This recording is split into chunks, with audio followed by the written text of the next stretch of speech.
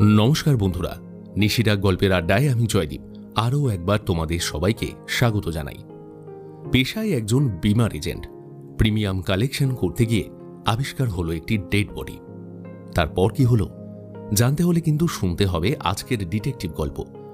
আজকে ভদ্রলোক যিনি গোয়েন্দা নন, গোয়েন্দা, তিনি কিন্তু একটি মজার মানুষ হলেও তার ক্ষুরোধার বুদ্ধির সাহায্যে সমাধান করেন একের পর এক জটিল রহস্য।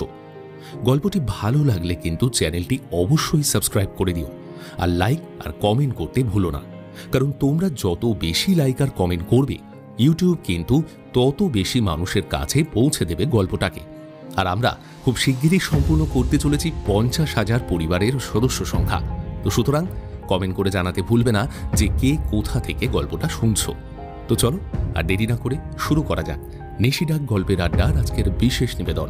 লেখক বিচিত্র বীর্যের কলমের আজকের রহস্য রোমাঞ্চ গল্প, একটি হত্যা রহস্য।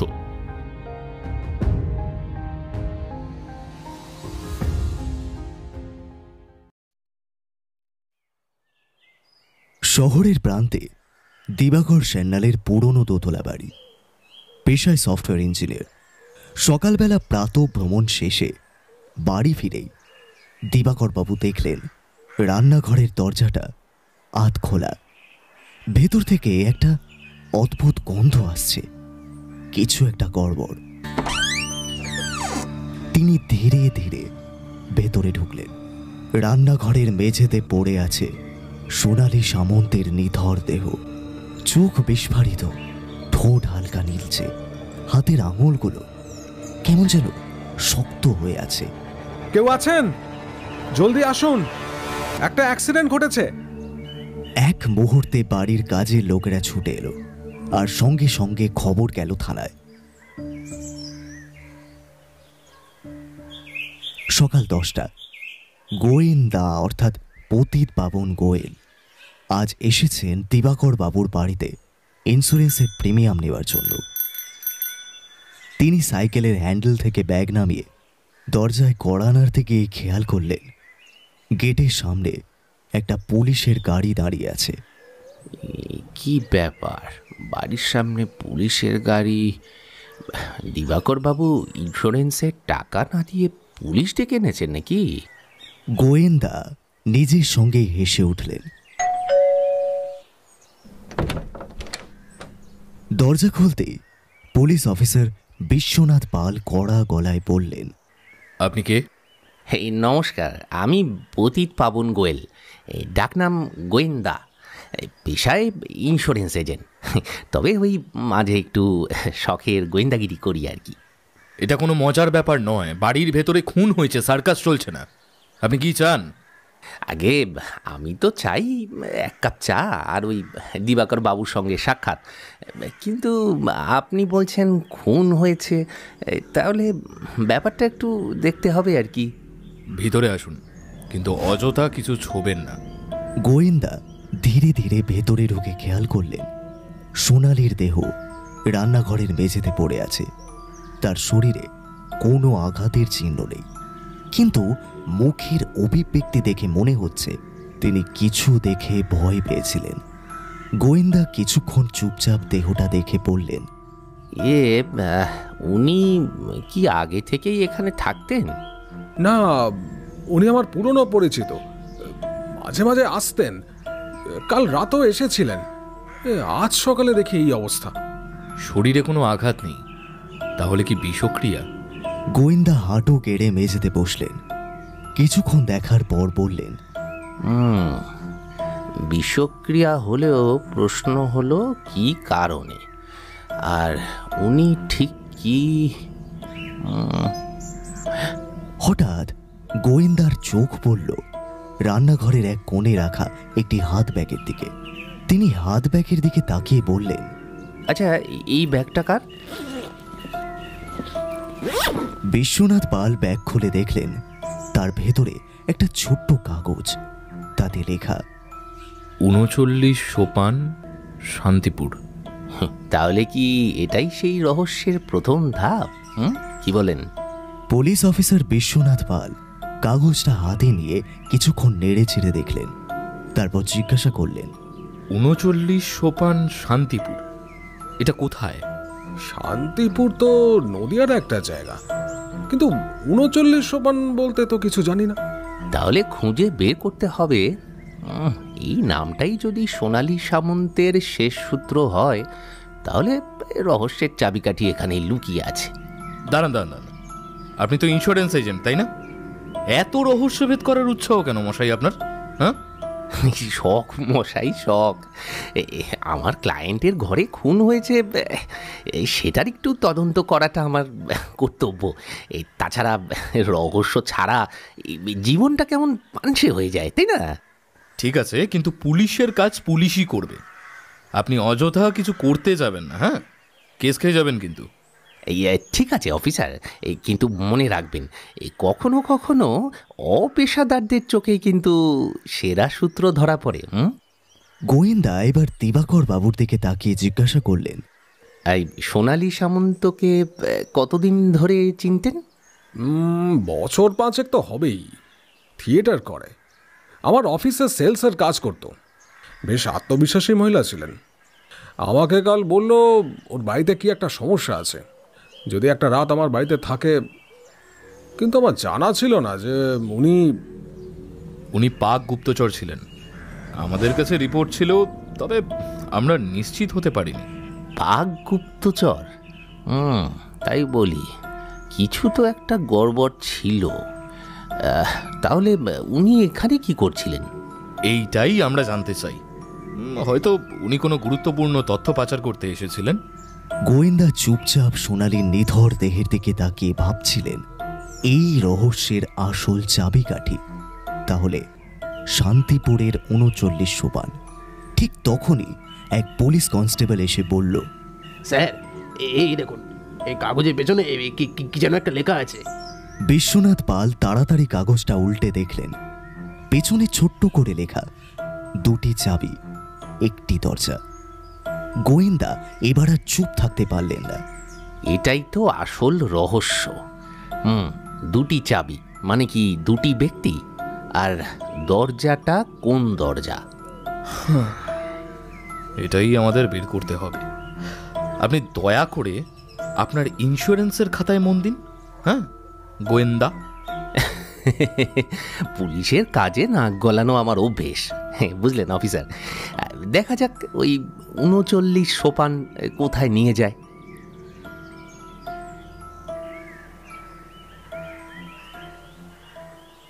রোদেলা দুপুরে গোয়েন্দা বসে আছেন তার ছোট্ট অফিসে। সামনে 1 কাপ গরম চা, হাতের ছোট ডায়েরির পাতায় লিখলেন, 39 সোপান শান্তিপুর, আর 2টি চাবি, 1টি দরজা।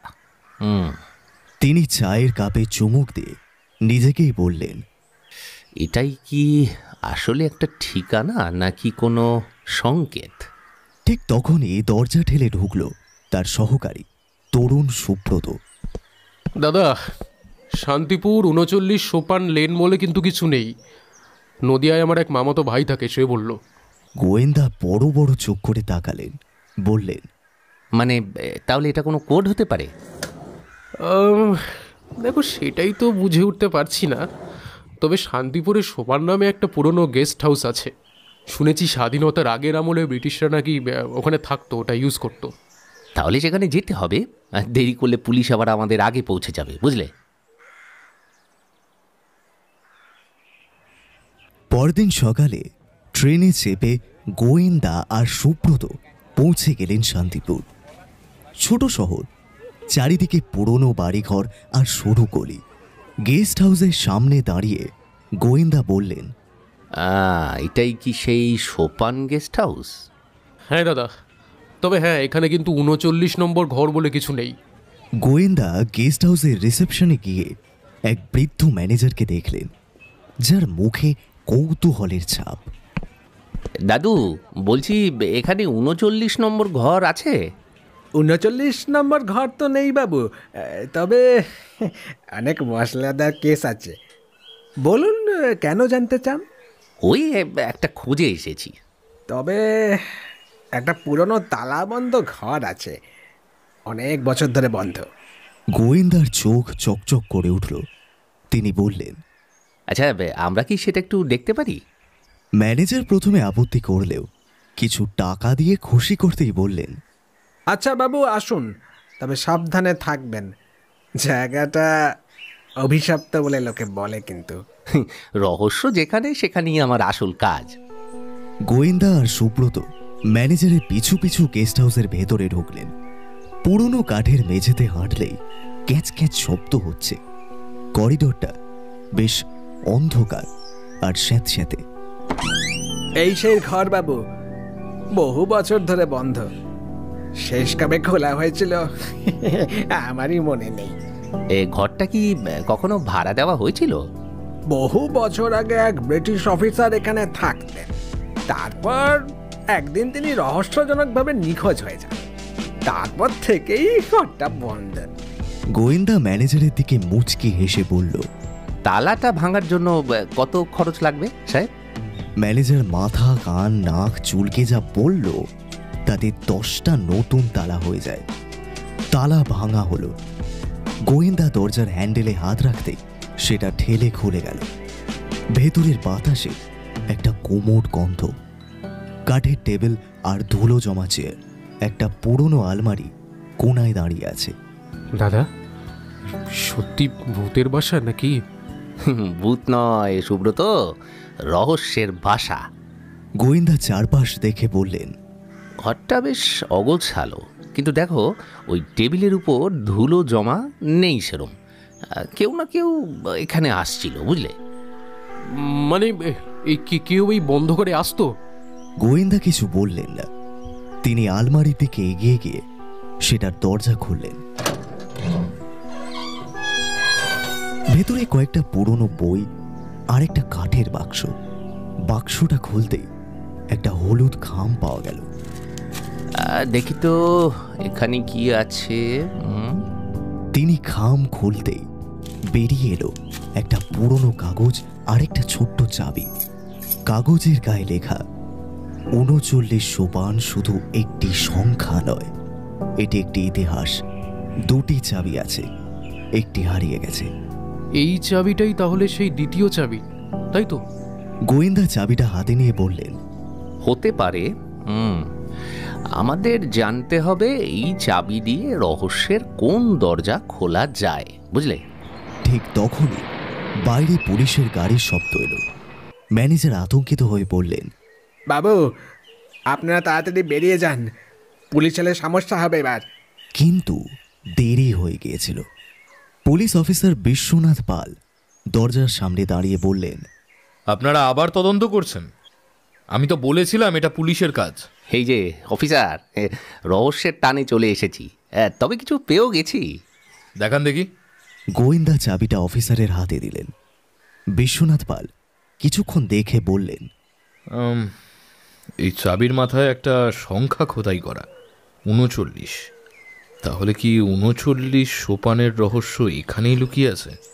এখনই নিশ্চিত হওয়া যাবে না, কিন্তু মনে হচ্ছে আমরা ধীরে ধীরে কাছাকাছি পৌঁছচ্ছি, বুঝলেন? গোয়েন্দা চাবিটা হাতে নিয়ে গভীরভাবে দেখলেন। ছোট্ট ব্রাশের চাবির গায়ে সত্যি 39 খোদাই করা। এটা কি কোনো লকারের চাবি নাকি কোনো গুপ্ত কক্ষের? গোয়েনবাবু, আপনাকে অনুরোধ করব পুলিশের কাজে নাক না গলাতে। এটা একটা খুনের কেস, আমরা তদন্ত করছি, বুঝতে পারছেন ব্যাপারটা? অফিসার, আমার তো কৌতূহল একটু বেশি। আসল সত্যিটা না বের করা পর্যন্ত শান্তি পাই না। আপনার এই অতিরিক্ত কৌতূহলের জন্য কোনো সমস্যা হলে আমি কিন্তু দায়ী থাকব না। বেশ, তবে একটা কথা বলুন, ওই সোনালী সামন্ত সম্পর্কে আপনি কি কি তথ্য পেয়েছেন? হ্যাঁ, আমাদের কাছে খবর আছে সোনালী সামন্ত শুধু একটা সাধারণ তরুণী ছিল না, তিনি গুপ্তচর হতে পারেন। মানে আপনি বলতে চাইছেন যে উনি আসলে অন্য কেউ? সোনালীর আসল নাম ছিল আয়েশা খাতুন। কিছুদিন আগে তিনি পাকিস্তান থেকে এসেছিলেন। আমরা ধারণা করছি তিনি কোনো গুরুত্বপূর্ণ নথি হাতিয়ে নেওয়ার চেষ্টা করেছিলেন। তাহলে হয়তো সেই চাবিটা কোনো লকারের চাবি, যেখানে সেই নথি লুকোনো আছে। হ্যাঁ,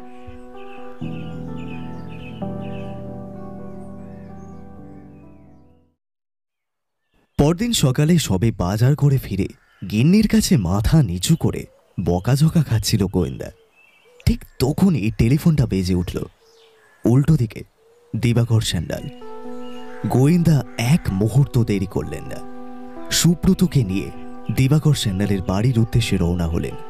দিবাকর স্যান্ডালকে দেখা গেল একটা চেয়ারে বসে আছেন, কপালে চিন্তার ভাঁজ। কি ব্যাপার দিবাকর বাবু? আমাকে হঠাৎ মনে পড়লো? হ্যাঁ গোয়েনবাবু, আমি বিপদে আছি। গতকাল রাতে কিছু লোক আমার বাড়ির বাইরে ঘোরাঘুরি করছিল। তারা বোধহয় সোনালির ব্যাপারে কিছু খুঁজছিল। তারা কি পুলিশ ছিল? না, আমি নিশ্চিত তারা পুলিশের লোক নয়, বরং অন্য কেউ। আমি ওদের মুখ দেখিনি, তবে শুনতে পেলাম তারা বলছিল ৩৯ নম্বর লকার খুঁজে বের করো। তাহলে সেই লকারই আসল রহস্যের চাবিকাঠি? আমি জানি সোনালি মৃত্যুর আগের দিন ব্যাংকে গিয়েছিলেন। নিশ্চয়ই তিনি সেখানে কিছু লুকিয়ে রেখেছেন। তাহলে আমাদের পরবর্তী গন্তব্য সেই ব্যাংক। সেখানে গেলেই হয়তো রহস্যের জট খুলবে।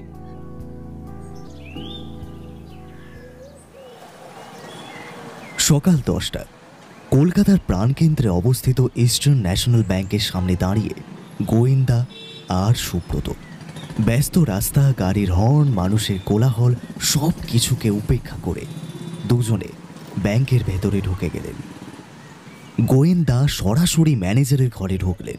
নিজের ইন্স্যুরেন্সের আই কার্ড কায়দা করে দেখেই পকেটে ভরে ফেললেন। নমস্কার, বলছি আমি পতিত পাবন গোয়েল, ডাকনাম গোয়েন্দা।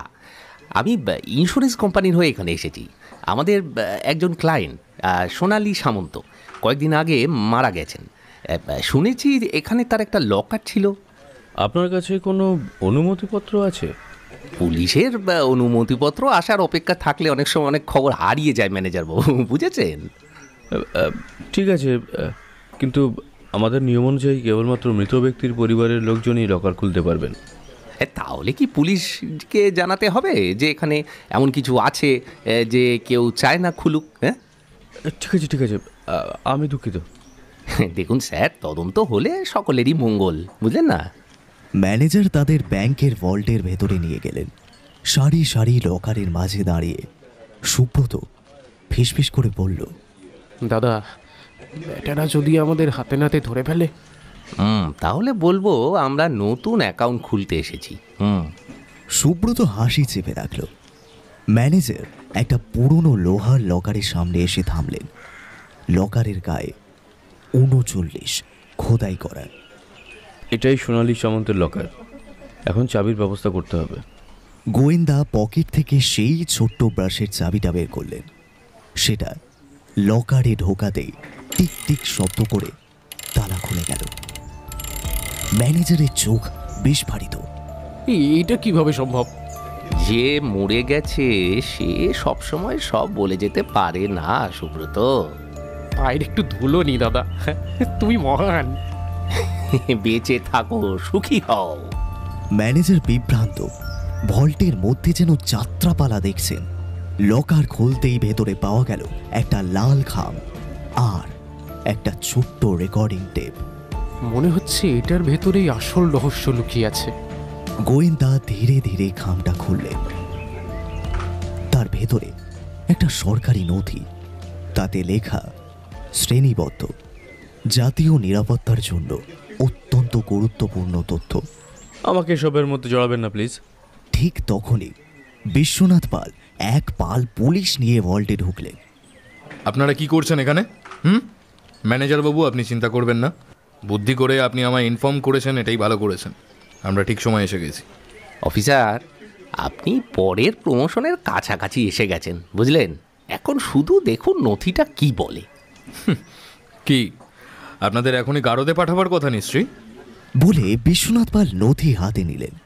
চোখ বোলাতেই তার মুখ পাথরের মতো কঠিন হয়ে গেল।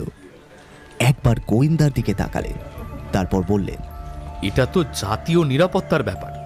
আমরা একটা বড় ষড়যন্ত্রের সামনে দাঁড়িয়ে আছি। ষড়যন্ত্রটা এবার ধরা পড়বে অফিসার। এবার শুধু আমাদের খেলার পালা, শুধু যদি আপনি একটু করে দেন আর কি।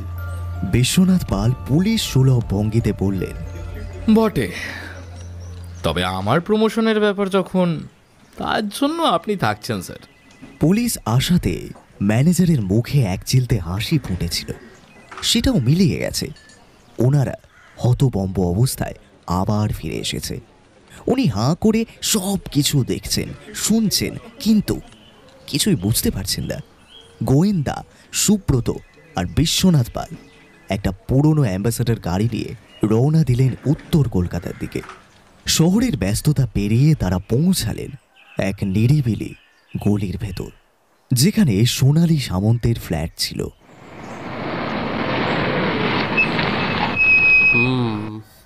দাদা, মনে হচ্ছে আমরা একটা জটিল কিছুতে জড়িয়ে পড়েছি। জটিল ব্যাপারই তো মজার সুব্রত। সহজ কেস থাকলে পুলিশই সমাধান করে ফেলতো, তাই না? বিশ্বনাথ পাল সামনে এগিয়ে গিয়ে দরজার বেল বাজালেন। কয়েক সেকেন্ড পর এক বয়স্ক মহিলা দরজা খুললেন। আপনারা কে? পুলিশ। সোনালী সামন্ত সম্পর্কে কিছু জানতে এসেছি। আমি কিছু জানি না বাবু, আমি এখানে শুধু রান্নার কাজ করতাম। মাসিমা, একটু ভিতরে ঢুকতে দেবেন? ওই 2 মিনিট কথা বলবো। একটা ভালো ইন্স্যুরেন্সের প্রোডাক্ট আছে, বুঝলেন? মহিলা একটু ইতস্তত করলেও শেষমেশ ভেতরে ঢুকতে দিলেন। ফ্ল্যাটটা খুব সাজানো গোছানো, কিন্তু ভেতরে একটা অদ্ভুত কোমর ভাব। গোয়েন্দা ধীরে ধীরে সোনালীর ঘরে ঢুকলেন। তার চোখ সরাসরি গিয়ে পড়ল টেবিলের ওপর রাখা একটা ডায়েরির ওপর। সুব্রত, এই ডায়েরিটা দেখেছ? মনে হচ্ছে খুব ব্যক্তিগত কিছু। গোয়েন্দা পাতাগুলো উল্টে দেখলেন। একটা পাতায় লেখা, আমি যা জানি তাতে ওরা আমাকে মারবেই। ছায়ার মানুষ সব জায়গায় আছে, কয়েনের দুটো দিক দেখা দরকার। এর মানেটা কি মশাই? ফ্ল্যাটের কোথাও কিছু আছে বলে তো মনে হয় না। স্যার, এসেই যখন গেছি, মাসিমার হাতে চা না খেয়ে যাচ্ছি না। ঘর জুড়ে থমথমে পরিবেশ। দেওয়ালে ঝুলে থাকা ঘড়ি, সোনালী সামন্তের একটা বড় ছবি, ক্যালেন্ডার, এই সব কিছুই যেন নির্বাক সাক্ষী। ড্রয়িং রুমের এক কোণে একটি সোফায় বসে গোয়েন্দা চোখ বুজে আছেন, গুনগুন করে গাইছেন, আমারও মুক্তি আলোয় আলোয় এই আকাশে মুক্তি। ইন্সপেক্টর পাল বিরক্ত চোখে তাকালেন।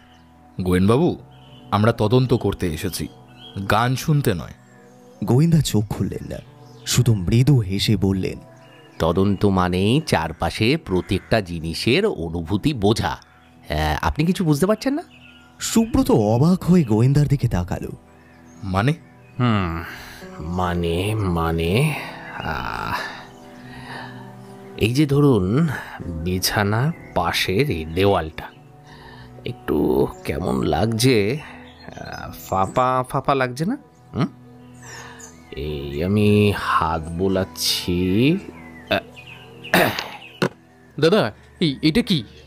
ভেতর থেকে পাওয়া গেল একটা ছোট্ট বাক্স, যার ভেতরে কিছু কাগজপত্র, একটা পুরনো টাইপরাইটারের পাতা আর ব্যাংক অফ বেঙ্গলের একটা ছোট্ট কাগজ। চাবিটাতে খোদাই করে লেখা 39। গোয়েন্দা কাগজগুলো বের করে পড়তে শুরু করলেন। চোখ ক্রমশ বিস্ফারিত হয়ে গেল। হায় রে, এটা তো সরকারি গোপন তথ্য। আর দেখো, এখানে কারোর নাম লেখা আছে। হ্যাঁ, ঠিক তখনই ফ্ল্যাটের বাইরে একটা শব্দ হলো। কারা যেন দরজার সামনে দাঁড়িয়ে ফিসফিস করছে। বিশ্বনাথ পাল ইশারায় চুপ থাকতে বললেন। এই মনে হচ্ছে কেউ আমাদের ফলো করছে। গোয়েন্দা ধীরে ধীরে জানালার দিকে এগোলেন। রাস্তায় একজন ছায়ার মতো সরে গেল। কেউ একজন ছুটে পালালো। ফ্ল্যাটের বাইরে ছুটে যাওয়া ছায়া মানুষটা কোথায় অদৃশ্য হয়ে গেল কেউ বুঝতেই পারল না। সুব্রত আর বিশ্বনাথ পাল দৌড়ে গলির দিকে গেলেন, কিন্তু সেখানে কেউ নেই।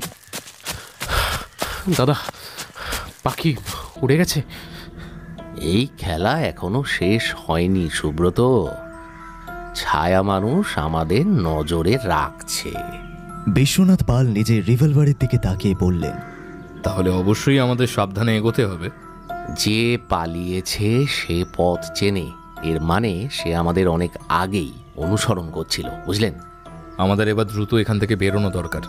ঠিক তখনই একটা কাগজের টুকরো উড়ে এসে সোনালির ঘরের জানলার সামনে পড়ল। এ কি বে, এইটা কোথা থেকে এলো? গোয়েন্দা কাগজটা খুলে দেখলেন, তাতে টাইপরাইটারে লেখা, তোমরা খুব কাছাকাছি চলে এসেছো, কিন্তু সাবধান, হ্যাঁ? অন্ধকারের মানুষদের স্পর্শ করে না, নয়তো তার মূল্য চোকাতে হবে। বিশ্বনাথ পাল কাগজটা হাতে নিয়ে গভীরভাবে দেখলেন। এটা খোদ সোনালির টাইপরাইটারেই লেখা।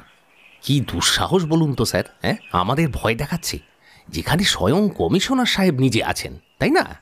ইন্সপেক্টর বিশ্বনাথ কমিশনার শব্দটা ঠিক হজম করতে পারলেন না বলে মনে হলো। তিনি হালকা একটু কেশে বললেন, মানে এটা তো শুধু সময়ের অপেক্ষা। আরো মুক্তি আলোয় আলোয় এই আকাশে আমার ভক্তি। গুনগুন করে গাইতে শুরু করলেন গোয়েন্দা। কিন্তু এর মানেটা কি? কেউ কি আমাদের সাহায্য করতে চায়? ঠিক সেটাই ভাবছি সুব্রত। তাহলে আমরা যে সঠিক পথে এগোচ্ছি সেটা কেউ নিশ্চিত করতে চাইছে। সন্ধে হয়ে গেছে, চলুন স্যার, যাওয়া যাক। তারা দ্রুত ফ্ল্যাট থেকে বেরোলেন।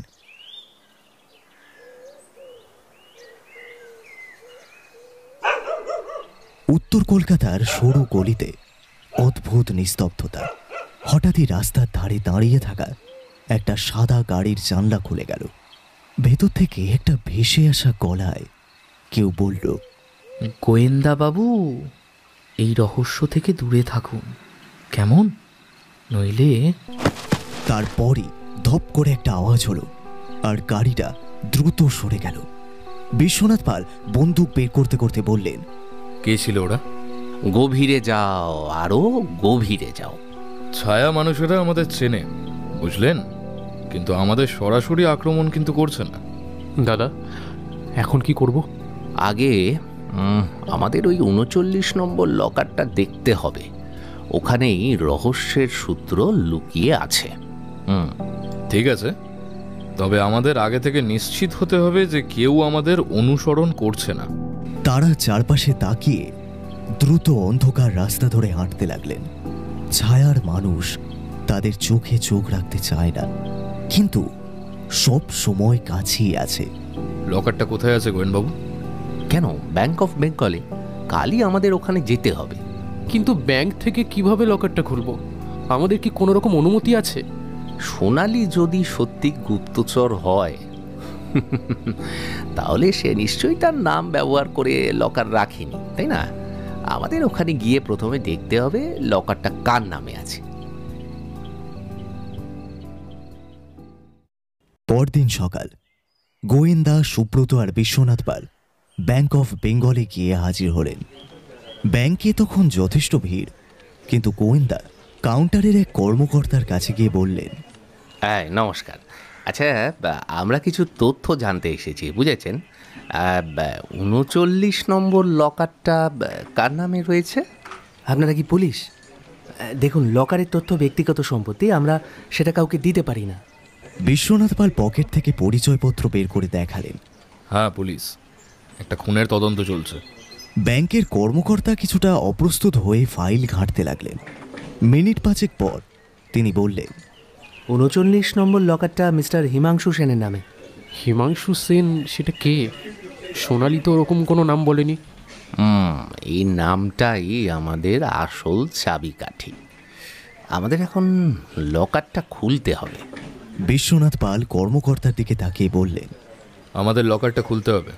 দুঃখিত স্যার, মালিকের অনুমতি ছাড়া সেটা সম্ভব নয়। ঠিক আছে, আমরা অপেক্ষা করব। আপনি শুধু আমাদের এতটুকু বলুন যে শেষবার কে এই লকার খুলেছিল। হ্যাঁ, ভদ্রলোক আবার ফাইল ঘাঁটতে লাগলেন। কয়েক মুহূর্ত পর মাথা তুলে বললেন, 2 সপ্তাহ আগে এক মহিলা এসে খুলেছিলেন। উনি বলেছিলেন উনি মিস্টার সেনের হয়ে লকারটি ব্যবহারের অনুমতি পেয়েছেন। তার নাম সোনালি সামন্ত, তাই না? হ্যাঁ, ঠিকই ধরেছেন। গোয়েন্দা এবার গভীর চিন্তায় পড়ে গেলেন। তাহলে হিমাংশু সেন কি বাস্তবেই কোনো ব্যক্তি, নাকি এটা কোনো ছদ্মনাম? সেটাই আমাদের খুঁজে বার করতে হবে সুব্রত। আর আমি বাজি ধরে বলতে পারি লকারের ভেতরে থাকা জিনিসই সোনালির মৃত্যুর আসল কারণ।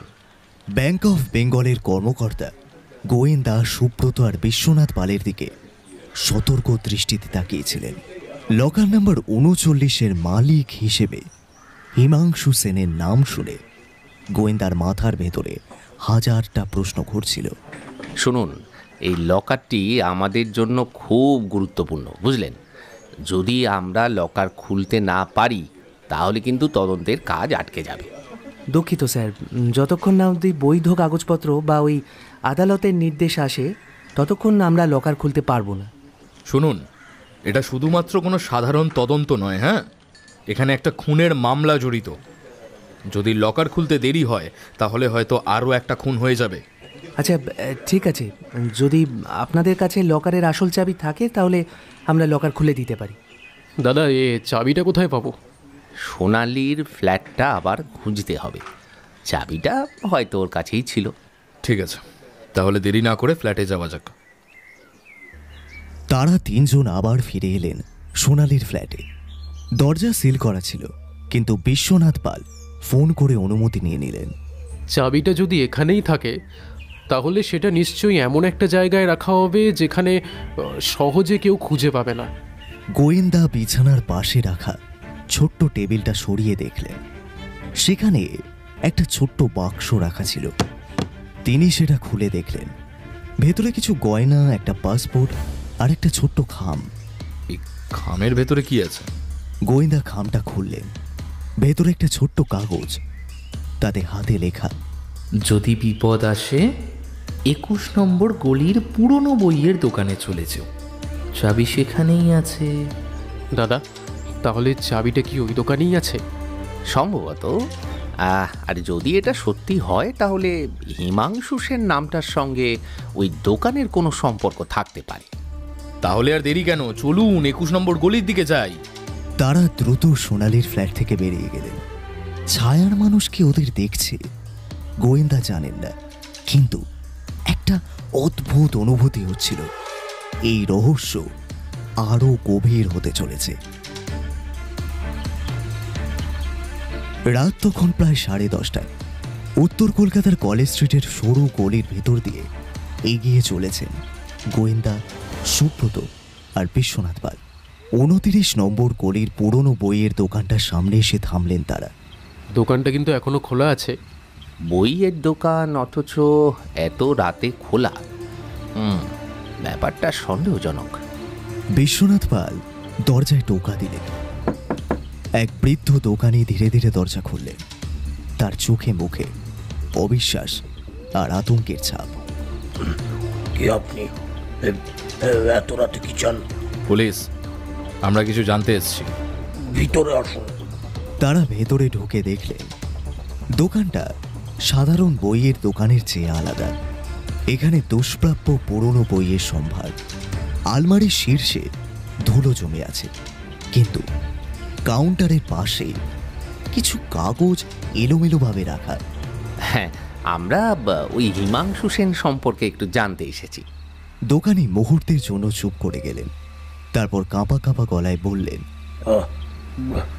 আমি আমি হিমাংশু সেনকে চিনি না। লোকটা কিন্তু মিথ্যে বলছে মনে হচ্ছে। গোয়েন্দা একটু হাসলেন। তারপর একটা পুরনো বই হাতে নিয়ে পাতা উল্টাতে উল্টাতে বললেন, আপনি যদি হিমাংশু সেনকে না চিনতেন তাহলে আপনার টেবিলের নিচে রাখা ওই খামের উপর ওনার নাম লেখা থাকে কিভাবে? দোকানি এবার থতমত খেলেন। তিনি কিছু বলতে যাচ্ছিলেন, এমন সময় দোকানের বাইরে একটা ছায়া মূর্তি দেখা গেল। একজন দীর্ঘদেহী লোক দ্রুত এগিয়ে আসছিল। কে ওখানে? লোকটা কোনো উত্তর দিল না, বরং দ্রুত সরে গেল অন্ধকার গলির দিকে। বিশ্বনাথ, লোকটাকে ধরো, আমাদের এখানে আরো বিপদ অপেক্ষা করছে। বিশ্বনাথ পাল আর সুব্রত তাড়াতাড়ি দরজা দিয়ে বেরিয়ে ছুটলেন, কিন্তু তখনই দোকানি কাঁপা গলায় বলে উঠলেন, রাখুন রাখুন, ওকে ধরতে যাবেন না, ওরাও আপনাদের শেষ করে দেবে। ওরা কারা? দোকানি চুপ, তার চোখে ভয় জমাট বেঁধেছে। গোয়েন্দা এবার টেবিলের ওপর রাখা খামটা তুলে দেখলেন ভেতরে একটা ছোট্ট চাবি আর তার সঙ্গে একটা কাগজ। লকার নম্বর 39 খুললেই মৃত্যুর ছায়া তোমাদের ঘিরে ধরবে। গোয়েন্দা এবার সত্যিই চিন্তায় পড়লেন। দোকানের ভেতর টেবিলের ওপর চাবিটা চকচক করছিল। সুব্রত আর বিশ্বনাথ পাল বাইরে ছুটে গেলেও ফিরে এলো খালি হাতে। লোকটা যেন অন্ধকারের ভিতর গলে গেল, কোথায় যে পালালো। এত অন্ধকারে আর গলির ভেতরে এত রাস্তা, ধরা যাবে না সহজে। গোয়েন্দা টেবিলের ওপর থেকে চাবিটা তুলে নিলেন। চাবিটা ছোট, ধাতব আর বেশ পুরনো ধরনের। হাতে নিয়ে ওজন পরখ করলেন তিনি। এই চাবিটা লকার নম্বর 39-এর কিনা সেটা পরীক্ষা করে দেখতে হবে, কিন্তু তার আগে দোকানদারের কাছ থেকে কিছু জানতে হবে। গোয়েন্দা এবার দোকানের দিকে তাকালেন। বৃদ্ধ দোকানের মুখ ফ্যাকাশে হয়ে গেছে, কপালে বিন্দু বিন্দু ঘাম। এই শুনুন, আপনি বলছিলেন হিমাংশু সেনকে চেনেন না, কিন্তু এই চাবি আর চিরকুট তো বলছে অন্য কথা। সত্যি করে বলুন তো, হ্যাঁ, নাহলে কিন্তু বিপদে পড়বেন। দোকানি গলা খাঁকড়ে দিলেন, তারপর আস্তে আস্তে বললেন, আমি ওকে চিনতাম। উনি মাঝে মাঝে এখানে আসতেন, কিছু পুরনো বইয়ের খোঁজ করতেন, বিশেষ করে ইতিহাস আর গুপ্তচর বৃত্তির ওপর বই। কিন্তু কি? কয়েকদিন আগে উনি খুব ভীত সন্ত্রস্ত অবস্থায় এখানে এলেন। বললেন, আমার যদি কিছু হয় তাহলে এই চাবিটা ঠিক জায়গায় পৌঁছে দেবেন। এক বড় ষড়যন্ত্র চলছে। তারপরেই উনি লুকিয়ে পড়লেন। তারপর আপনি কি জানেন উনি কোথায় এখন? না, উনি আর ফিরে আসেননি। মানে হিমাংশু সেন কোনো গুরুত্বপূর্ণ তথ্য জানতেন যা কারো জন্য বিপজ্জনক, তাই তাকে সরিয়ে দেওয়া হয়েছে। আর এই চাবিটাও সম্ভবত তার জীবন বাঁচাতে পারেনি। বিশ্বনাথ পাল এবার একটু চিন্তিত মুখে বললেন, আমাদের সাবধানে থাকতে হবে। সোনালী সামন্ত খুন হয়েছিল, হিমাংশু সেনের ভাগ্যে কি লেখা রয়েছে কে জানে। ঠিক তখনই দোকানের বাইরে একটা শব্দ হলো। কেউ একজন দ্রুত পায়ে সরে যাচ্ছে। দাদা, কেউ একটা আমাদের কথা শুনছিল। গোয়েন্দা হাতের ইশারায় ওদের চুপ করতে বললেন। কয়েক সেকেন্ড পরে দরজার ফাঁক দিয়ে উঁকি দিল একটা ছায়া। খুব দ্রুত মিলিয়ে গেল অন্ধকারে। কে ওখানে? কিন্তু কোনো উত্তর এলো না। আমরা একটা গভীর খেলার মধ্যে পড়ে গেছি।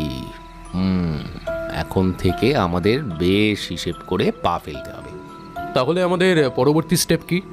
গোয়েন্দা গভীর চিন্তায় পড়লেন। দেখো, আমাদের 39 নম্বর লকারটা খুলতেই হবে, কিন্তু সাবধান থাকতে হবে, কারণ কেউ আমাদের গতিবিধি নজরদারি করছে, বুঝেছ? বাতাসে রহস্য আর শঙ্কার গন্ধ ভাসছিল।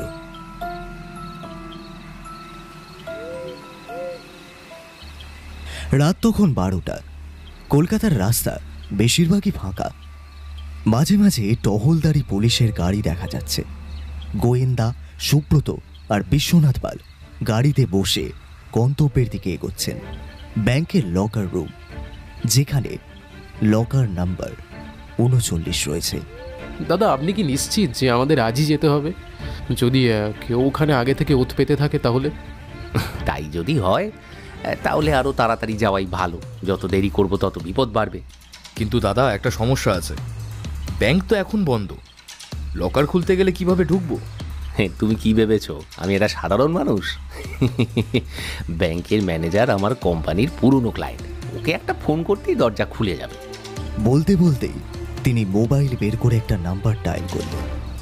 ফোনের ওপাশ থেকে একটু বিরক্ত গলায় একজন বলল, এত রাতে ফোন করলেন, কি হয়েছে? বিশ্বজিৎ, দরজাটা খুলতে হবে, একটা গুরুত্বপূর্ণ কাজ আছে। এত রাতে ব্যাংক খুলতে হবে? অসম্ভব, কাল সকালে আসুন। গোয়েন্দা এবার একটু গম্ভীর হলেন। বিশ্বজিৎ, দেখো, আমি কিন্তু মজা করছি না, বুঝলে? একটা প্রাণঘাতী ষড়যন্ত্র চলছে, যার সূত্র তোমার ওই ব্যাংকের লকার 39-এ লুকিয়ে আছে। তুমি যদি আমার কথা বিশ্বাস করো তাহলে দয়া করে দরজাটা খুলে দাও। আমি কথা দিচ্ছি কেউ জানতে পারবে না। বিশ্বজিৎ কিছুক্ষণ চুপ করে রইল, তারপর ধীর গলায় বলল, ঠিক আছে, 5 মিনিটের মধ্যে ব্যাংকে আসুন। গোয়েন্দা ফোন রেখে বিশ্বনাথ আর সুব্রতর দিকে তাকালেন। ব্যাংকে ঢুকতে পারবো, তবে মনে রেখো আমাদের প্রত্যেকটা মুহূর্ত সতর্ক থাকতে হবে, ঠিক আছে? 5 মিনিটের মধ্যেই তারা ব্যাংকের সামনে পৌঁছে গেলেন। বিশ্বজিৎ ম্যানেজার দরজা খুলে দিলেন, তার চোখে আতঙ্কের ছাপ। গোয়েন্দা, সত্যি কি কোনো বড় বিপদ আছে? দেখো, অন্যথায় এত রাতে আসতাম না। না, চলো লকার রুমে নিয়ে চলো। বিশ্বজিৎ তাদের নিয়ে গেল ব্যাংকের নিচতলার লকার রুমে। বিশাল লোহার দরজা খুলতেই ঠান্ডা বাতাসের সঙ্গে ধাতব গন্ধ এসে লাগলো নাকে। লম্বা সারিতে সাজানো ছিল লকারগুলো। এই তো 39 নম্বর লকার। গোয়েন্দা চাবিটা নিয়ে ধীরে ধীরে লকারের তালায় প্রবেশ করালেন। তারপর হাত ঘুরিয়ে চাবিটা ঘোরাতে লাগলেন। লকারের দরজা খুলে গেল, কিন্তু ভেতরটা দেখে সবাই হতভম্ব। লকারের ভেতর কেবল একটা পুরনো হলদে হয়ে যাওয়া খাম। বিশ্বনাথ পাল খামের ওপর হাত বুলিয়ে পড়ল, এত বড় রহস্যের শেষেই খাম? গোয়েন্দা ধীরে ধীরে খামটা খুললেন। ভেতর থেকে বেরিয়ে এলো কিছু পুরনো কাগজ। গোয়েন্দা পড়তে শুরু করলেন। এই কাগজগুলো এমন এক গুপ্তচর চক্রের তথ্য বহন করছে, যারা দেশের গোপন নথি পাচার করছে। যারা এ নথি পাবে তাদের জীবন বিপন্ন হবে, সাবধান। এর মানে সোনালী সামন্ত এই নথির ব্যাপারে জানতো, তাই তো? তাই জন্যই কি ওকে খুন করা হলো? ঠিক তখনই বাইরে থেকে একটা শব্দ শোনা গেল। কেউ ব্যাংকের দরজায় ধাক্কা দিচ্ছে। আমাদের ফাঁদে ফেলার জন্য কেউ এসেছে। ব্যাংকের লকার রুমে টান টান উত্তেজনা। লকার নাম্বার 39 থেকে উদ্ধার হওয়া সেই পুরনো কাগজগুলো এখন গোয়েন্দার হাতে। বাইরে কি আছে বলো তো? গোয়েন্দা ঠান্ডা মাথায় চিন্তা করলেন। আমাদের এখন চুপ থাকতে হবে, আওয়াজ করলে বিপদ বাড়বে। আপনারা যা খুশি করুন, দয়া করে আমাকে এর মধ্যে জড়াবেন না। বিশ্বজিৎ, এখন তুমি জড়িয়ে গেছো, তাই ভালো করে মাথা ঠান্ডা রাখো। লকার রুমের ভেতরে একটা ছোট স্টোর রুম ছিল। গোয়েন্দা সংকেত দিলেন সবাইকে ওখানে ঢুকে পড়তে। আচ্ছা দাদা, বাইরে যারা আছে তারা যদি এখনো বোঝে যে আমরা এখানে লুকিয়ে আছি, তাহলে? তাদের জন্য একটা ছোট চমক রেখেছি। তিনি পকেট থেকে একটা ছোট্ট কাঁচি বের করলেন। তারপর লকার রুমের সিকিউরিটির অ্যালার্মের তারটা কেটে দিলেন। সাথে সাথে ব্যাংকের ভেতরে উচ্চস্বরে অ্যালার্ম বাজতে শুরু করল। বাইরের দরজা ধাক্কাধাক্কি থেমে গেল। কয়েক মুহূর্তের নীরবতা, তারপর দ্রুত পায়ের শব্দ। তারা পালাচ্ছে। এটা তো শুধু শুরু। এখন আমাদের বুঝতে হবে এই গুপ্তচর চক্রটা কতটা শক্তিশালী।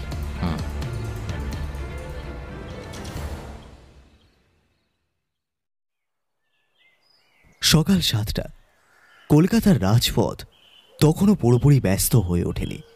বিশ্বজিৎ ম্যানেজার আগের রাতের ঘটনায় এতটাই ভয় পেয়েছিলেন যে সকাল হতেই গোয়েন্দাকে ফোন করে বললেন, গোয়েন্দা, আমি ব্যাংকের চাকরি ছাড়ছি।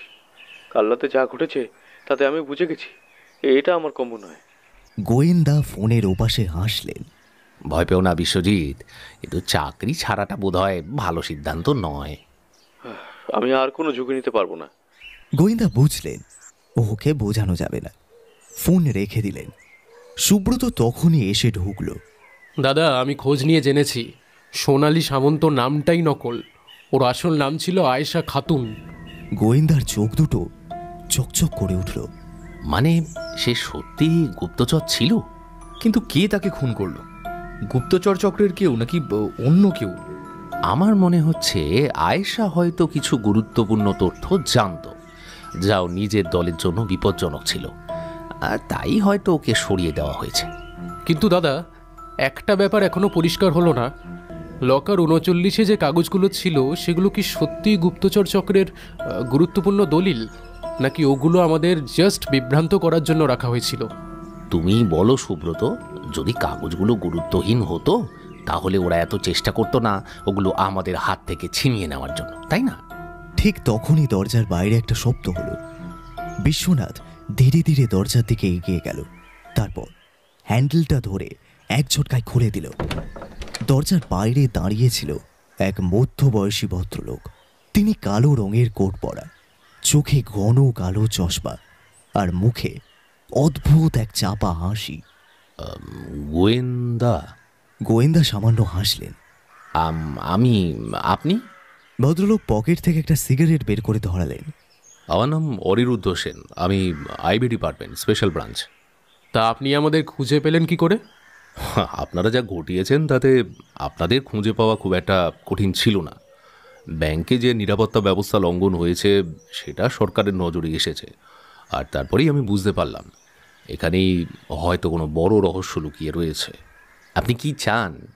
আর যে কাগজগুলো আপনার কাছে আছে সেগুলো আমাদের হাতে তুলে দিতে হবে, কারণ সেগুলো জাতীয় নিরাপত্তার সাথে জড়িত। এর মানে সত্যি কি ওই গুপ্তচর চক্র কাজ করছে?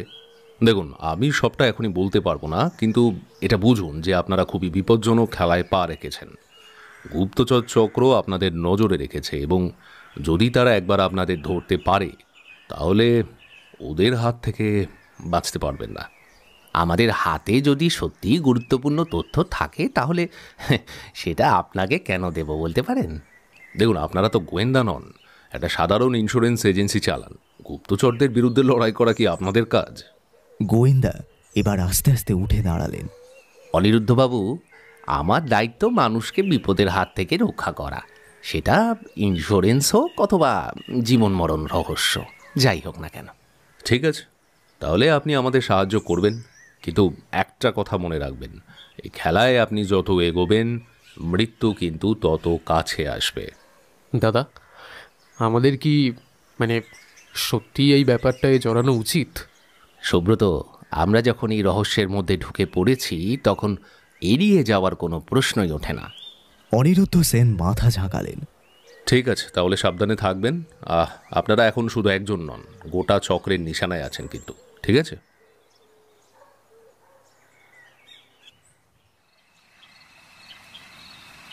রাতের কলকাতা, রাস্তার লাইটগুলো ফিকে হয়ে এসেছে।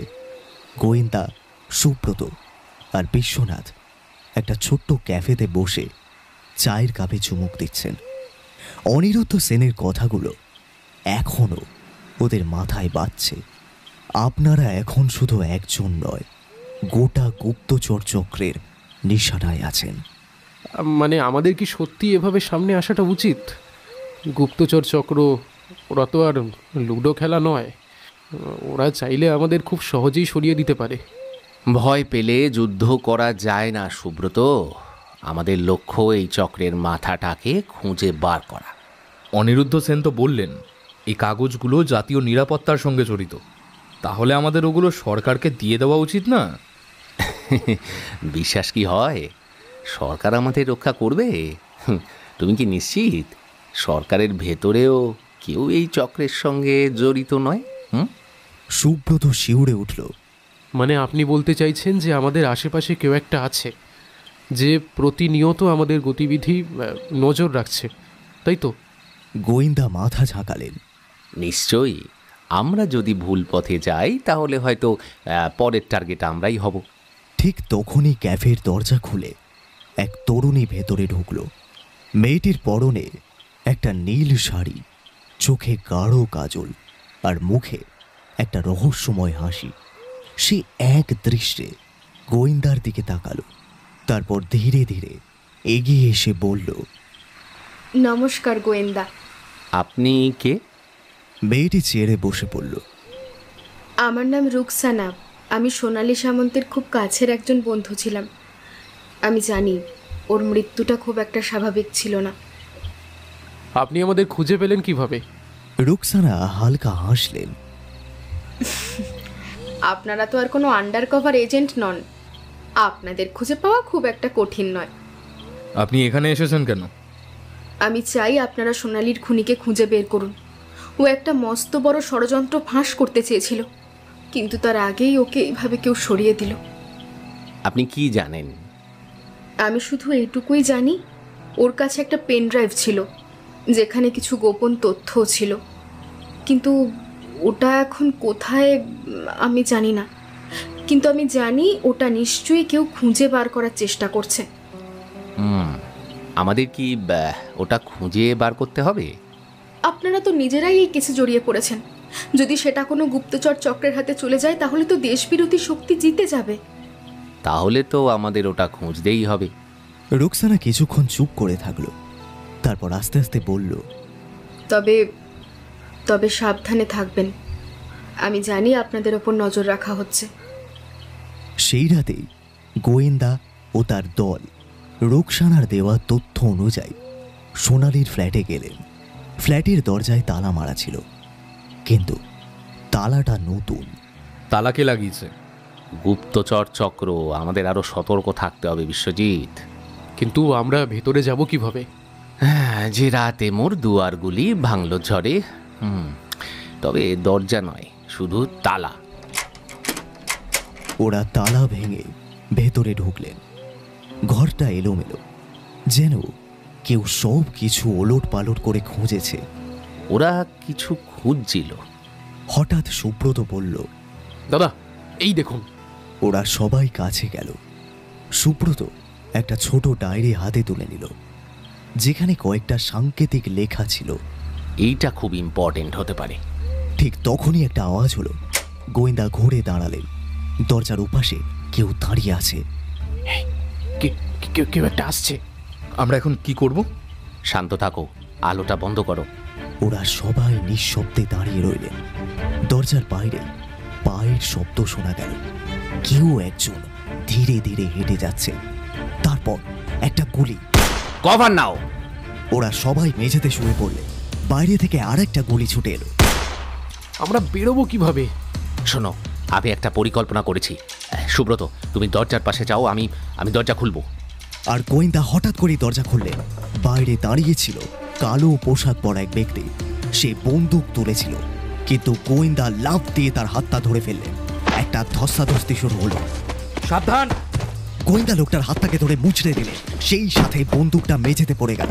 সুব্রত বন্দুকটা তুলে নিয়ে বলল, দাদা আমি ওকে ধরছি। চমৎকার। এখন বলুন আপনি কে? লোকটা চুপ করে রইল। আমার ধৈর্য কম আছে, বলুন, না হলে এক্ষুনি আপনার হাতটা কিন্তু ভেঙে যাবে। আমি শুধু একটা চুনোপুটি স্যার। আমার কাজ ছিল আপনাদের সাবধান করা। আপনারা যা খুঁজছেন সেটা আপনাদের জন্য নয়। মানে? পেন ড্রাইভের পেছনে যেও না, এটা তোমাদের শেষ সতর্ক বার্তা। তারপর সে গোয়েন্দাকে এক ঝটকায় ফেলে দিয়ে হাত ছুটে পালিয়ে গেল অন্ধকারে। দাদা ধরি। না, যেতে দাও। ওদের আসল খেলাটা এখন শুরু হয়েছে। তাহলে আমাদের এখন কি করা উচিত? আমাদের পেন ড্রাইভ খুঁজে বের করতেই হবে।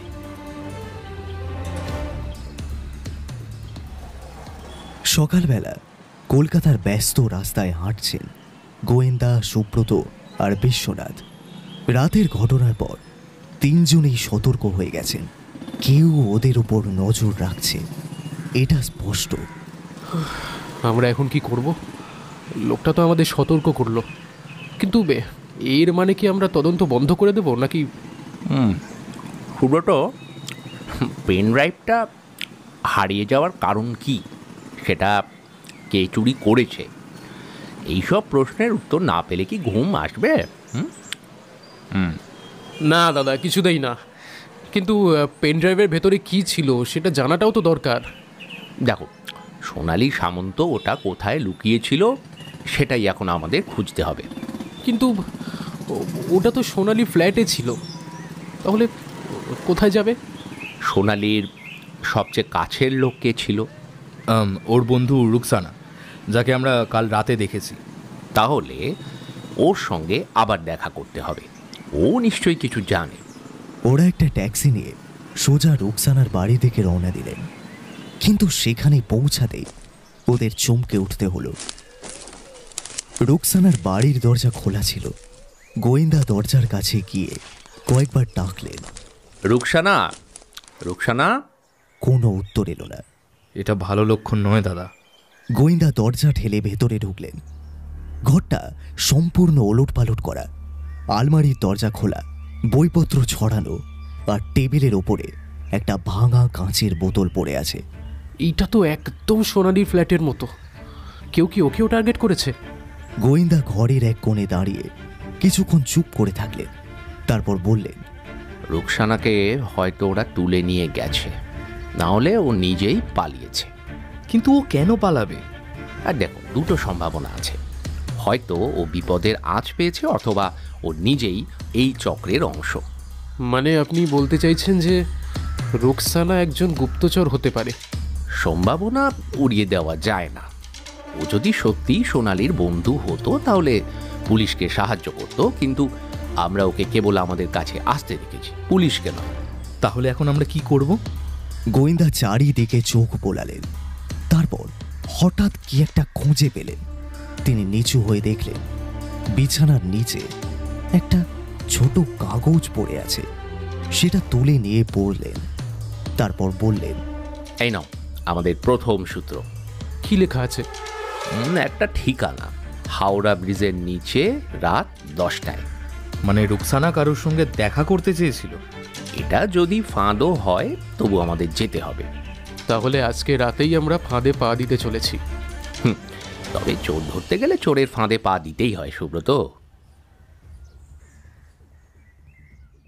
রাত ঠিক 9:30। কলকাতার রাস্তা তখনও ব্যস্ত, কিন্তু হাওড়া ব্রিজের নিচের অংশ বেশ অন্ধকার।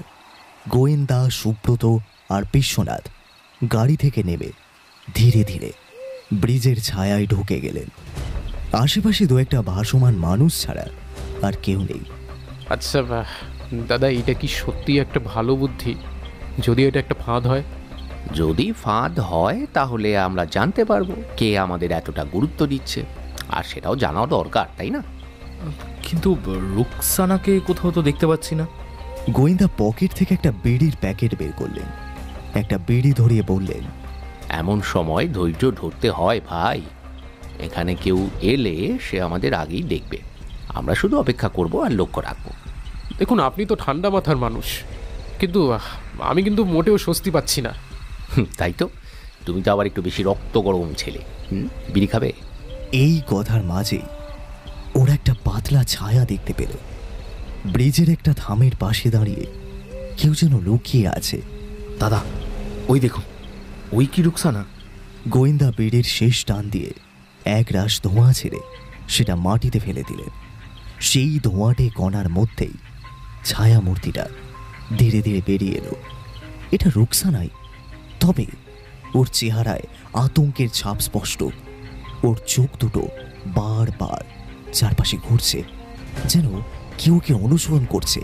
তোমরা এসেছো, খুব ভালো হয়েছে, কিন্তু আমাদের বেশি সময় নেই। এই তুমি হঠাৎ করে গায়েব হয়ে গেলে কেন? হ্যাঁ, কি ঘটেছে? ওরা আমাকে খুঁজছে, আমিও পালিয়েছিলাম। সোনালি যে তথ্য লুকিয়ে রেখেছিল সেটা এতটাই গুরুত্বপূর্ণ যে ওরা যে কোনো উপায়ে সেটা ফেরত চাইবে। পেন ড্রাইভটা কোথায়? তারপর পকেট থেকে একটা ছোট কাগজ বের করে দিল, যেখানে একটা ঠিকানা লেখা ছিল। বউবাজারের পুরনো ক্লক টাওয়ার, ওখানে কি আছে? সোনালি ওখানে একটা ছোট্ট লকার ভাড়া নিয়েছিল। সম্ভবত ওর সমস্ত গোপন নথি সেখানেই লুকিয়ে রাখা আছে। ঠিক তখনই একটা তীক্ষ্ণ গাড়ির ব্রেকের আওয়াজ শোনা গেল। ওরা ঘুরে তাকাতেই দেখল দুটো কালো গাড়ি ব্রিজের নিচে এসে থামল। দরজা খুলে বেরিয়ে এলো 5-6 জন কালো পোশাক পরা লোক। দাদা, এবার তো মনে হচ্ছে সত্যিই ফাঁদে পড়েছি। পড়েছি বললে ভুল হবে ভাই, আমরা নিজেরাই ফাঁদে পা দিয়েছি। ততক্ষণে কালো পোশাকধারীরা ওদের ঘিরে ফেলেছে। একজন সামনে এগিয়ে এলো, উঁচু লম্বা, গায়ে কালো কোট, চোখে কালো চশমা। পেন ড্রাইভটা দাও প্লিজ, তাহলে তোমাদের গায়ে আর হাত তুলতে হবে না। আমার হাতে যদি পেন ড্রাইভ থাকতো তাহলে ভাবতাম দিই কিনা, কিন্তু দুঃখিত বন্ধু, সেটা আমার কাছে নেই। তাহলে সেটা কোথায় রেখেছো? তোমরা গুপ্তচর, তাই না? কাদের হয়ে কাজ করছো?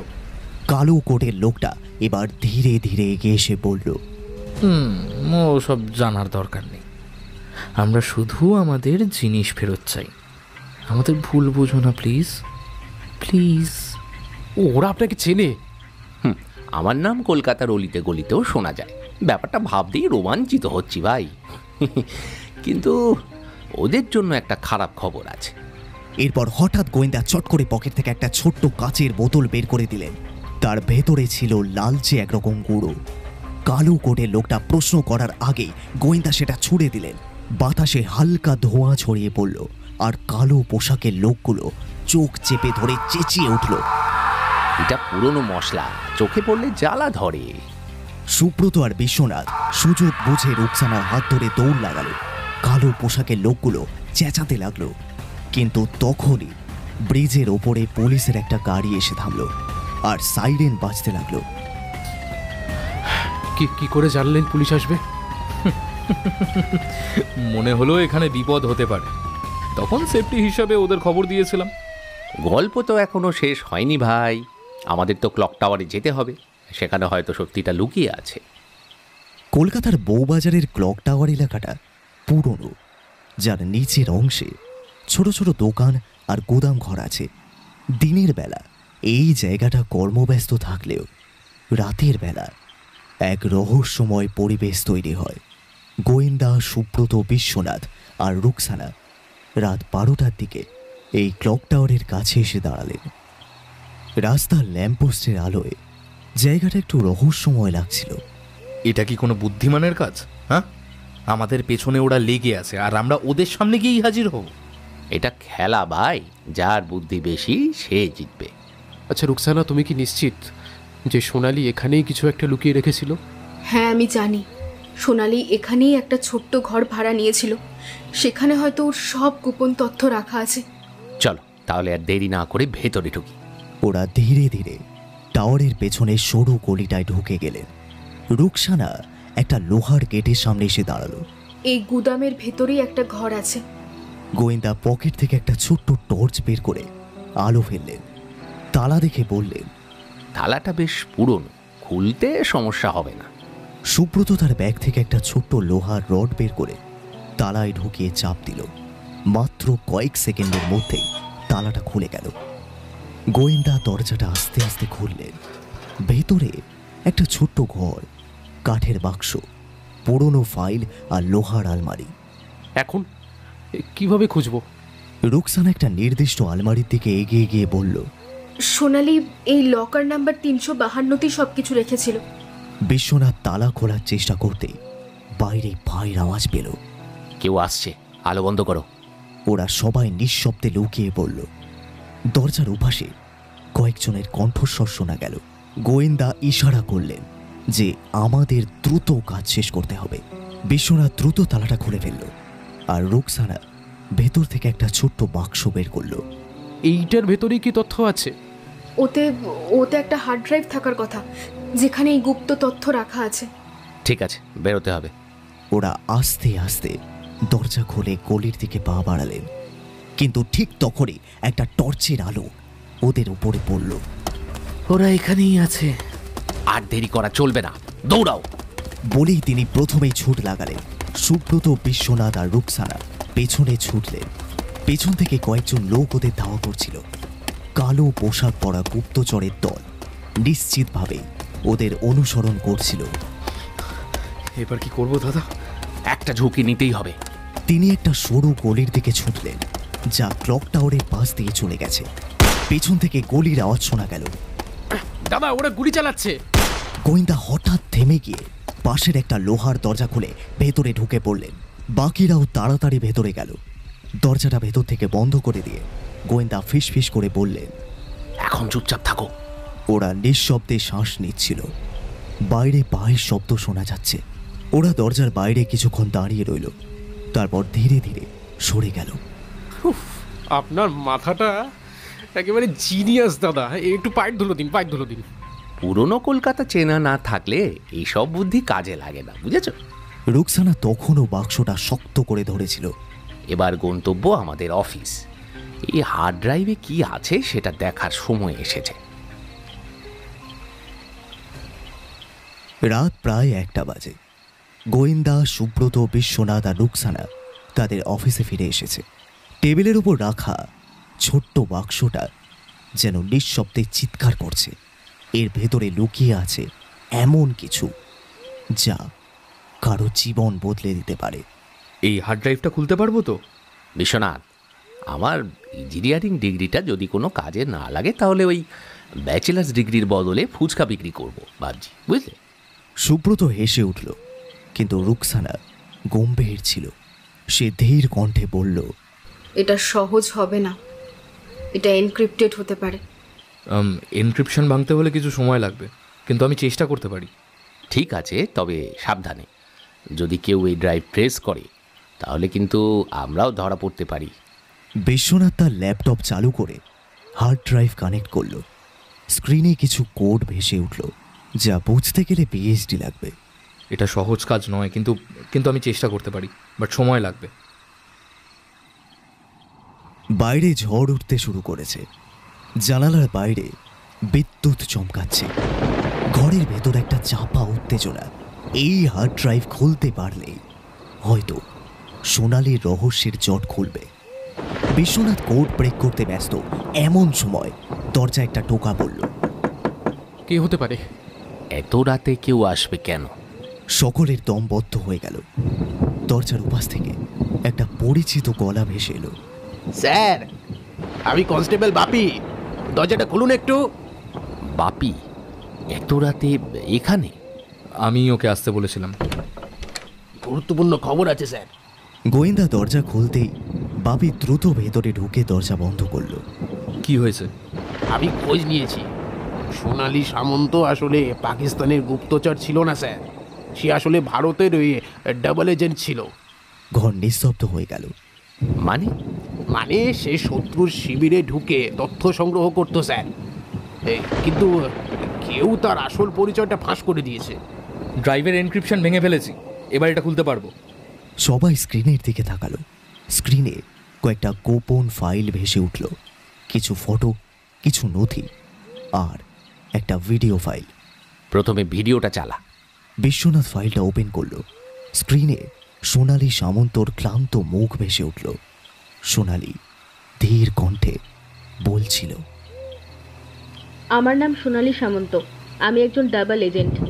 ভারত সরকারের হয়ে আমি কাজ করি, কিন্তু সম্প্রতি আমার পরিচয় ফাঁস হয়ে গেছে। যারা আমাকে বিশ্বাসঘাতক ভাবছে তারা ভুল করছে। আমি কিছু গুরুত্বপূর্ণ তথ্য সংগ্রহ করেছি, যা ভারতের নিরাপত্তার জন্য গুরুত্বপূর্ণ।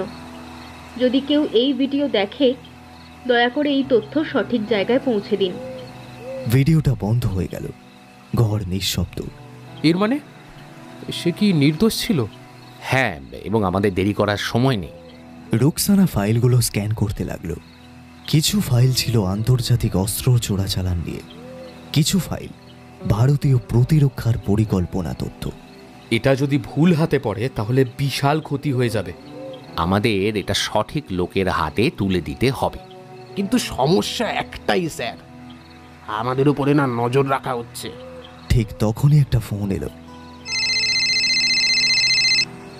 অপরিচিত নাম্বার। গোয়েন্দা ফোন ধরলেন। এই শোনো, তোমাদের হাতে যা আছে তা আমাদের চাই। কাল রাত ঠিক 12টার মধ্যে সেটা তুলে দাও, নয়তো কিন্তু বড় বিপদে পড়বে। ফোন কেটে গেল। এরা জানে যে আমাদের কাছেই হার্ড ড্রাইভটা আছে। গোয়েন্দা গভীর চিন্তায় পড়লেন। তারপর বললেন, ওদের ফাঁদে ফেলতে হবে। গোয়েন্দা দ্রুত একটি পরিকল্পনা তৈরি করলেন। আমরা ভুয়া হার্ড ড্রাইভ তৈরি করব, তারপর সেটাই ওদের হাতে তুলে দেব। একটা ফেক ড্রাইভ বানাতে পারবো, কিন্তু ওরা যদি বুঝতে পারে? আমরা সেই ব্যবস্থাও করব। পরিকল্পনা মোতাবেক ওরা ওদের এক পরিচিত সাংবাদিক অভিজিৎ সেনের সঙ্গে যোগাযোগ করল। তোমার সাহায্য দরকার অভিজিৎ। গোয়েন্দা বললেন, এটা শুধু খবর নয়, দেশের নিরাপত্তার প্রশ্ন। পরিকল্পনা ঠিক করা হলো। পরের রাত 12টার সময় ফেক হার্ড ড্রাইভটি তুলে দেওয়া হবে, কিন্তু একই সময় আসল তথ্য মিডিয়ায় প্রকাশ করা হবে। রাত 11টার সময় ওরা নির্দিষ্ট স্থানে পৌঁছালো, একটি পরিত্যক্ত ওয়্যারহাউস, চারপাশে অন্ধকার। গোয়েন্দা, সুব্রত, বিশ্বনাথ, রুকসানা আর বাপি তৈরি। ঠিক 12টার সময় কালো পোশাকে কয়েকজন লোক এসে হাজির হলো। হার্ড ড্রাইভটা দাও। এক ব্যক্তি কঠিন কণ্ঠে বলল।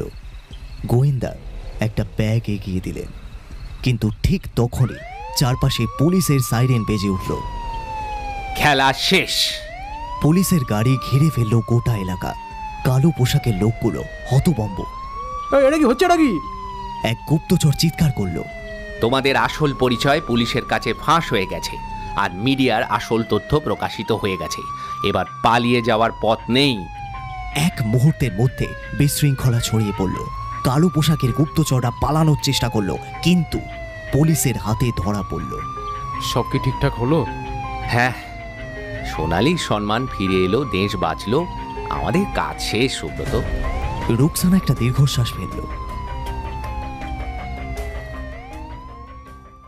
পুলিশের অভিযান সফল হলেও গোয়েন্দার মনে একটা অদ্ভুত অস্বস্তি কাজ করছিল।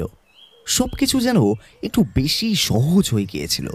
ওরা বিপজ্জনক গুপ্তচরদের ধরেছে, মিডিয়ায় সত্যি প্রকাশিত হয়েছে, কিন্তু কোথাও যেন একটা ফাঁক থেকে গেছে। সন্ধেবেলা গোয়েন্দা সুব্রত, বিশ্বনাথ, রুকসানা আর বাপি অফিসে বসে আলোচনা করছিল। দাদা, আমাদের মিশন তাহলে শেষ হলো, আর আমরা তো সফলই হলাম নাকি? সফল? আমার মনে হচ্ছে সবটা ঠিকঠাক হয়নি। আমরা যাদের ধরলাম তারা সত্যি কি মূল অপরাধী? বিশ্বনাথ চিন্তায় পড়ে গেল। মানে যারা ধরা পড়েছে তারা বড়জোর মিডল লেভেলের এজেন্ট, বুঝলে, কিন্তু যিনি এই ষড়যন্ত্রের মূল পরিকল্পনাকারী তিনি এখনো ধরা পড়েননি। রুকসানা, এটা সিনেমা নয়, বাস্তব, বুঝলে, বাস্তবে এরা এত সহজে হার মানে না।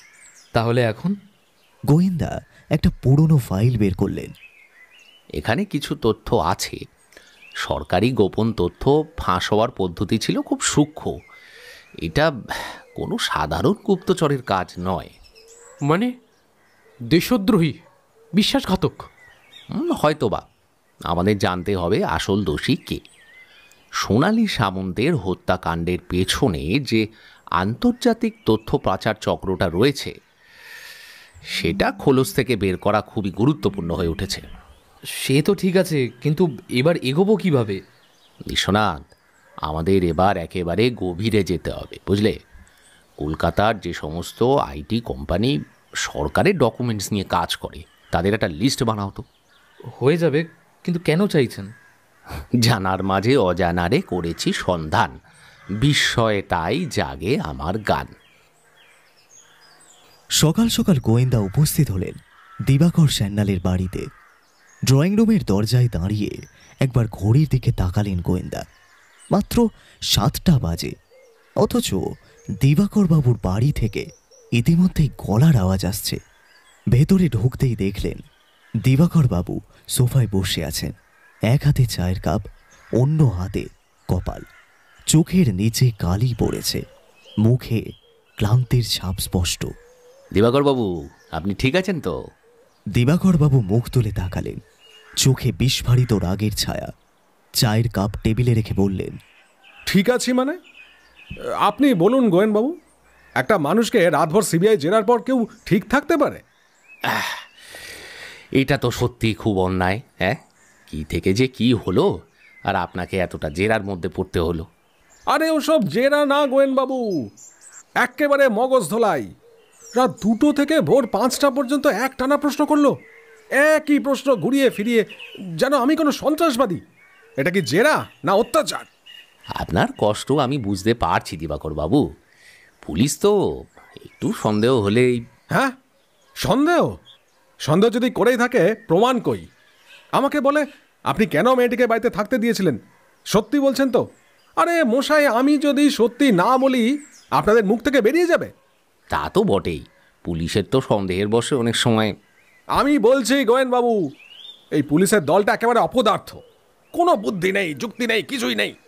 একটাও কাজের কথা জিজ্ঞেস করলো না, শুধু ঘুরিয়ে ফিরিয়ে বলছে আপনার সাথে মেয়েটির সম্পর্ক কিরকম ছিল। আরে বাবা, যাই সম্পর্ক থাকুক, বললে কি এরা বিশ্বাস করবে? এখন রাস্তায় কিছু হলে সে রাস্তায় কি হাঁটা বানান নাকি? আপনার কথা একদম ঠিক।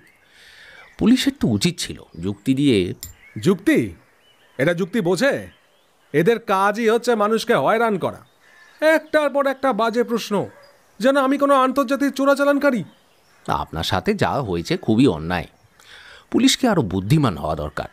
দিবাকর বাবু এবার কিছুটা শান্ত হয়ে সোফায় ধপ করে বসে পড়লেন।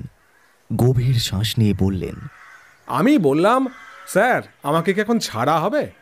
ওরা বললো কিছুক্ষণের জন্য অপেক্ষা করুন। এই অপেক্ষা করতে করতে সকাল হয়ে গেল গোয়েনবাবু। আরে ততক্ষণে আমার তো প্রাণ বেরিয়ে যাওয়ার জোগাড়। এটা বুঝলাম দিবাকর বাবু, সত্যি আপনি খুব ধৈর্য ধরেছেন। ধৈর্য? আর একটা মিনিট ওখানে থাকলে আমি নিজেই ওদের জেরা শুরু করে দিতাম। গোয়েন্দা আর কিছু বললেন না, শুধু চুপচাপ বসে থেকে দিবাকর বাবুর ক্ষোভ প্রশমনের জন্য মাথা নেড়ে যেতে লাগলেন।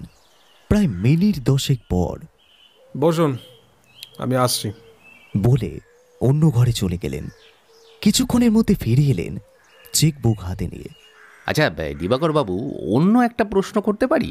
না মানে এই কেস সংক্রান্ত নয়। দিবাকর বাবু একবার চোখ তুলে তাকালেন। গোয়েন্দা বললেন, আপনি তো মশাই কম্পিউটার নিয়ে ঘাটাঘাটি করেন, তা ওই হ্যাকিং বিষয়টা কি? দিবাকর বাবু খসখস করে চেক লিখে গোয়েন্দার হাতে দিয়ে বললেন, আসুন।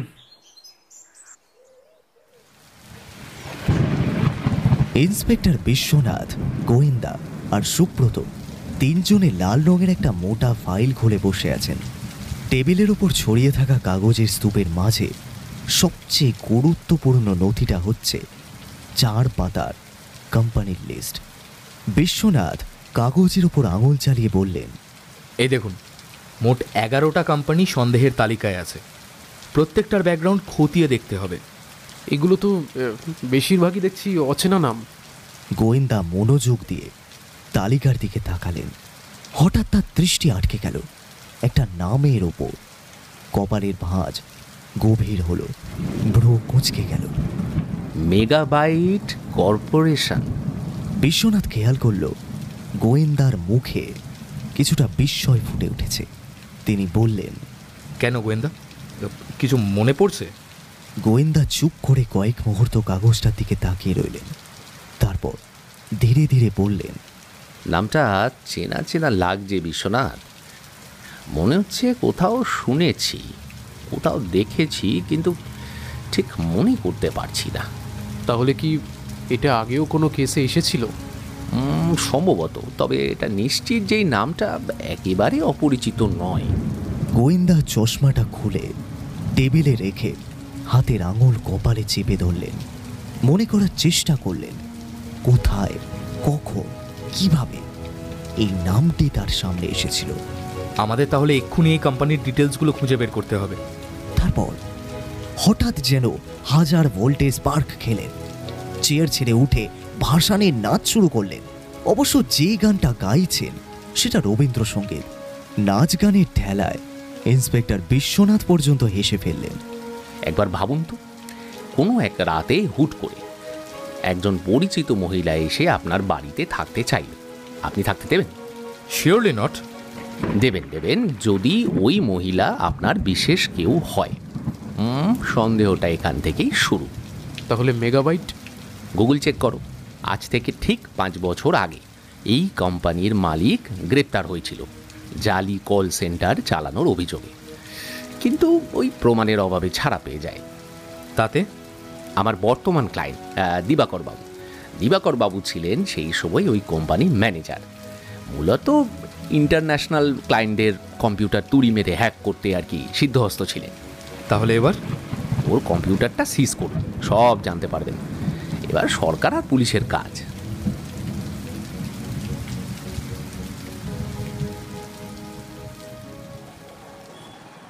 ঘটনার প্রায় মাস 2 পরে একদিন বিশ্বনাথ, সুব্রত, আরিফ, গোয়েন্দা কলেজ স্ট্রিটের মোড়ে দাঁড়িয়ে ডাবের জল খাচ্ছিলেন। অন্যান্য সব আওয়াজের সাথে আরও 2টো আওয়াজ যোগ হয়েছে। গোয়েন্দা স্ট্র দিয়ে ডাবের জল টানছেন আর মাঝে মাঝে বলছেন, আহ, পেট ঠান্ডা, মন ঠান্ডা। বিশ্বনাথ পাল অবশ্য এখনো কমিশনার হয়নি। ডিপার্টমেন্ট বলেছে আরও বছর করে লাগবে, চুল দাড়ি সব সাদা হতে হবে তারপর। কিন্তু এই 3 জনের কীর্তি সবার মুখে মুখে ঘুরছে। দিবাকর সান্যালকে দিল্লি চালান করা হয়েছে। তথ্য পাচার আর দেশদ্রোহিতার কেস চলছে। বুঝলে বিশ্বনাথ, বলে গোয়েন্দা কিছু একটা বলতে যাবে, ঠিক তখনই ফট করে একটা শব্দ। কোথা থেকে একটা গুলি এসে ডাবের খোলাতে লেগে সেটাকে ফুটো করে বেরিয়ে গেল। বিশ্বনাথ চটপট পিস্তল বের করলো, চারিদিকে তাকালো, দেখলো রাস্তার উল্টো দিকে কিছুটা দূরে একটা সাদা গাড়ি হুঁশ করে চলে গেল।